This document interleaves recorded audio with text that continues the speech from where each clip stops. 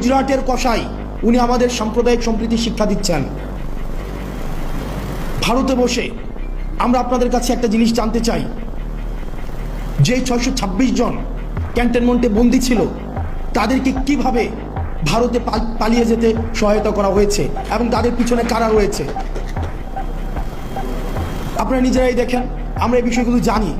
এই বিষয়গুলো 5ই আগস্ট পূর্ববর্তী পুরো সময়টা আমরা এই ঘটনার একদম সাথে আমাদের সরাসরি সম্পৃক্ততা ছিল। মিড রেঞ্জের যে অফিসারগুলো ছিল এবং সৈনিকরা ছিল, কোর্ট মার্শালকে সামনে রেখে জেনারেলের বিরুদ্ধে গিয়ে তারা ছাত্র জনতার পক্ষে রাস্তায় নেমে এসেছিল। আমরা তাদের প্রতি আমাদের দায়বদ্ধতা অনুভব করি। ইউনিফর্ম পরা যে অফিসাররা রয়েছে, যে সৈনিকরা রয়েছে, আমরা আপনাদের প্রতি দায়বদ্ধতা অনুভব করি। আপনাদের দায়বদ্ধতার জায়গা থেকে আপনারা নিশ্চিত করবেন যে এই 626 জন যারা এই ফেসিবাদের এনাবলার ছিল, কোলাবোরেটর ছিল, এই ফেসিবাদের যারা পৃষ্ঠপোষকতা দিয়েছে, যারা এই ফেসিবাদকে ডালপালা আকারে মহিরূপে গড়ে উঠতে সহায়তা করেছে, তাদেরকে কারা সীমান্ত পাড়ি দিয়ে আজকে ভারতে একটা সেফ এক্সিট করে দিয়েছিল, আপনারা সেই বিষয়টিকে নিশ্চিত করবেন।